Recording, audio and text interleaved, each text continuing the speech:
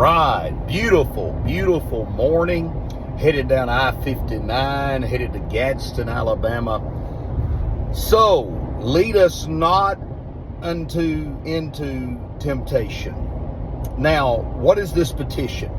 In the Lord's Prayer, we're petitioning God to lead us not into temptation. So, James, in his epistle, reminds us that God does not tempt anyone. He does not lead us to be tempted.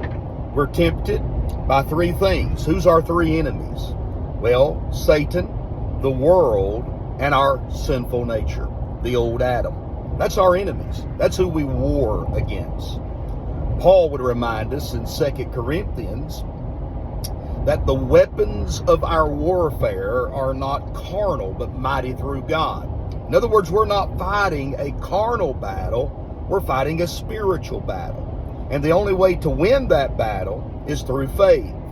Faith is our weapon against our enemies. So what are we asking in this petition? Lead us not into temptation. Help us not to fall prey to the temptation. When we're teaching our children, it's always good to remember a good fishing analogy. So the way I taught it to my children, I teach it to our children in the church and to my grandchildren. I love to use the example of bass fishing. Satan is the fisherman. We're the bass. We're there in our comfortable spot. We're there beside the log, the rock, by the bank.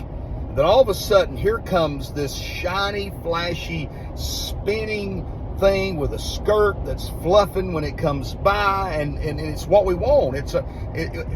Our desire is to eat that thing. And so when it comes by, we grab it. When we grab it, we don't know there's a hidden hook in it. And then we're on the hook. James would also remind us that every man is tempted when he's drawn away of his own lust or his own desires and enticed. Now, there's two words there, drawn away and enticed. These are both traps of the devil, the world, and the sinful nature. Our sinful nature desires what it should not have.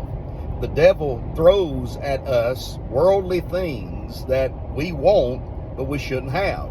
And so therefore we're drawn away. The hook is baited and the trap is set. And so we must pray in this petition, God, lead us not into that trap. Help us to not fall into that trap.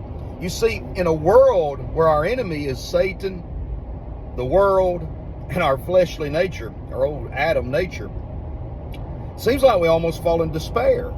But our weapon is not weak. It's mighty through God, even to the pulling down of strongholds. Faith is powerful, and faith works for us. So we have to remind our children, you're not hopeless or helpless in this war you're in. You've got faith that God has given you. You receive that faith by hearing. And when you receive that faith is not just a one-time touch you. No, that faith works in you. It works through you. It works on our behalf. So, in this petition, lead us not into temptation. We're praying, asking God to let our faith win the war.